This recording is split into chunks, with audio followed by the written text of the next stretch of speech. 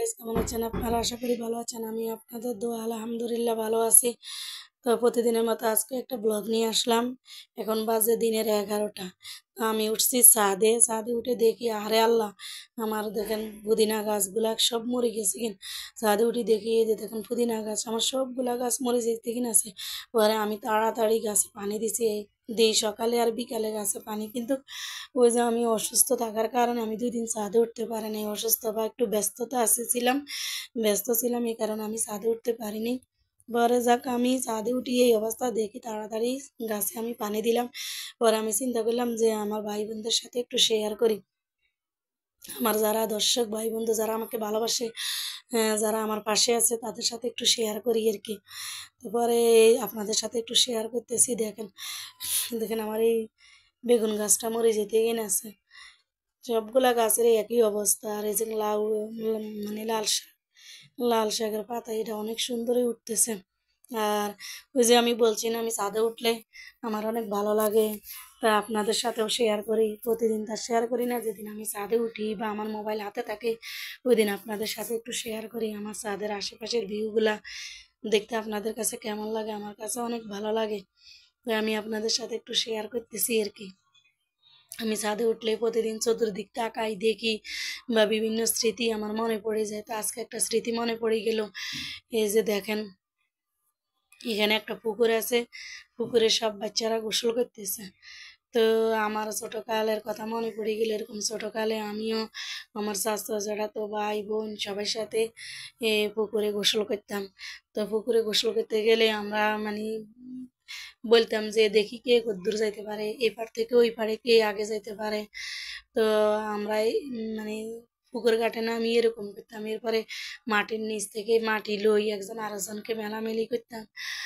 আবার মাটির নিচে কে কদ্দূর গর্ত করতে পারে এরকম গর্ত করতাম। তো পানি দেখি আমার আজকে একটা কথা মনে পড়ে গেল আর কি। পুকুরে বাচ্চাদেরকে দেখি ছোটকালে এরকম আমি পানিতে এরকম মাটি উঠাইতে গোসল করতে যাই। মাটি উঠাইতে একদিন আমার পায়ের নিচে কি জানি বাজছে। পরে আমি পানিতে অনেক চেষ্টা করছি এটা খোলার জন্য, মানে পা লাড়াই ফেলতে চেষ্টা করছি। ছোট ছিলাম তো ভয় পেয়ে গেছি।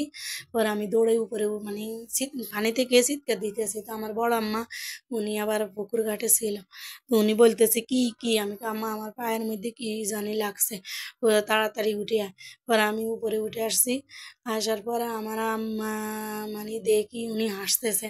পরে আমি কেমনে হাসেন কা, কয় উনি বলে যে এদিকে আসো আসো। পরে আমি ওনার কাছেও যাই না, আমি পায়ের দিকে তাকাই দেখি কি জানো আমার পায়ের নিচে, আমি ভাবছি সাপ বুঝি আমার পায়ে ফেঁসে রয়েছে। আমি তো চিৎকার দিতে দিতে কাঁদতে পরে আমার জ্যাঠাতো বোন একটা ছিল আর আম্মা, ওনারা দুইজনে মিলে আমাকে পাঁজা করে ধরছে, ধরি আমার পা থেকে এটা খুলছে। খোলার পরে আমি দেখি এটা অনেক বড় একটা শিং মাছ, বুঝছেন? ওই শিং মাছটা কাঁটা আমার পায়ের মুড়ি আছে না, মুড়িয়ার ভিতরে ঢুকিয়ে গেছে। আমি যে মাটিতে পাড়া দিছি, ওই পাড়া দিছি এর পরে আমার মুড়িয়ার ভিতরে শিং মাছের কাঁটা একটা ঢুকিয়ে গেছে।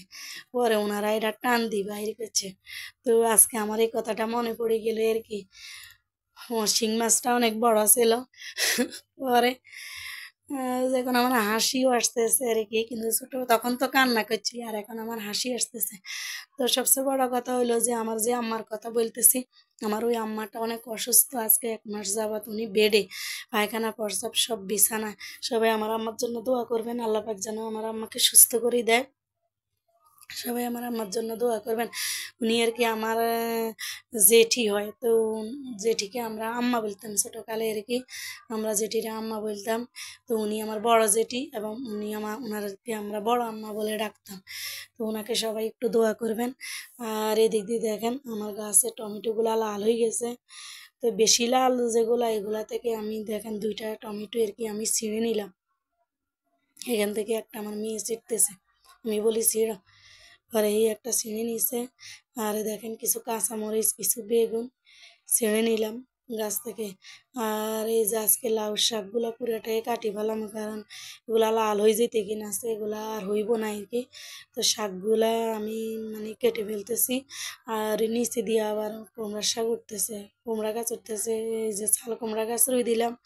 আবার এমনিতে ওই যে কুমড়া খাই বিচি পালাইছি, এই যে আমি প্রতিদিন তরকারি চোগলা আনি পালাই, এই কারণে ওই নিচে দিয়ে আবার কুমড়া গাছ উঠতেছে। তো এই কারণে আমি আবার এই লাউ গাছটা আমি পুরাটাই মানে কেটে ফেলতেছি। দেখেন শাকগুলা পুরাই কাটে ফেলতেছি। মাশাল্লাহ আলহামদুলিল্লাহ, কয়েকবারে নিয়ে শাক খাইলাম আলহামদুলিল্লাহ। কিনতে তো পাওয়া যায়, কিনা জিনিস আলাদা স্বাদ, আর নিজের গাছের মানে হাতে করা শাকগুলো আলাদা। দেখেন আমি এই গাছটা টাইনতেছি, উঠে আসতেছে না, অনেক শক্ত হয়ে গেছে। আরও 2 দিন গাছে পানি দেয়নি, গোড়াতে পানি নেই, এই কারণে এটা শক্ত হয়ে গেছে। এখানে অনেক কষ্টে আমি এটাকে তুলছি, তুলে মাটিগুলা আমি ঝাড়াই এলাইতেছি, মাটিগুলা মানে ঝাড়াই টবে রাখতেছি। আর এই গোড়াগুলা আমি এখন ফালাই দিব আর কি। দেখেন কীরকম শক্ত হয়ে গেছে। এই যে আমি এগুলা ফালাই দিছি, আর দেখেন কতগুলা শাক হয়েছে আমার। এই যে দেখেন, তো এখন আমি এগুলা নিয়ে বাসায় চলে যাবো আর কি। অলরেডি আমি বাসায় চলে আসছি রুমে। আর এই যে দেখেন কি কি শাক তুললাম নিজের গাছ থেকে। দেখেন যদি আমার হাজব্যান্ড 2টা নারিকেল আনছে 250 টাকা দিয়ে। দেখেন নারিকেলগুলা দেখি লড়ে না, পানি নেই। পরে আমি খুলি দেখি এগুলা ভিতরে একটু নষ্ট নষ্ট ভাব, কিন্তু কি করি আমি, তারপরে এগুলা তার পালাই দেওয়া যায় না, কিনা জিনিস। পরে আমি এগুলাকে এখন কোড়াই নিতেছি, কোড়াই এগুলাকে আমি ফ্রিজে রাখি দিব। যদি এভাবে রাখি দিই তাহলে আরও বেশি নষ্ট হয়ে যাবে আর কি এগুলা। এই কারণে আমি এগুলাকে কোরাই ফ্রিজে রাখি দিমু। আর এই যে একটা দুধের প্যাকেট আনছে দেখেন। আর এই দিদি আমি শাকগুলো এখন কাটতেছি, শাকগুলা কাটি, এরপরে দিই রান্না করবো আর কি। দেখি বিকেলে কিছু শাক রান্না করবো, আর কিছু ফ্রিজে রাখি দিমু আর কি, এই আর কি। এই যে শাকগুলা কাটতেছি, আর এদিক দিয়ে নারকেল গুঁড়া আমি আর কি কোরাইতেছি। দেখেন নারকেল ভিতর থেকে বাড়িয়ে যেতেছে, কোরাইতে যে কষ্ট, কোরাইতে গেলে ভিতর থেকে বাড়িয়ে যেতে কিনা আছে। আমার মেয়ে বলে একটু খাই, দেখে মা এগুলা মিষ্টি নেই, আমাদের দেশের নারকেল অনেক মিষ্টি, কিন্তু এগুলো মিষ্টি নেই। তো আমার ভিডিওটা ভালো লাগলে লাইক কমেন্ট শেয়ার সাবস্ক্রাইব করবেন। ভালো থাকবেন। আমার কণ্ঠটা বসে গেছে, সবাই আমার কণ্ঠটার জন্য দোয়া করবেন যেন আমার মানে গলাটা ভালো হয়। আর ভালো থাকবেন। আসসালামু আলাইকুম।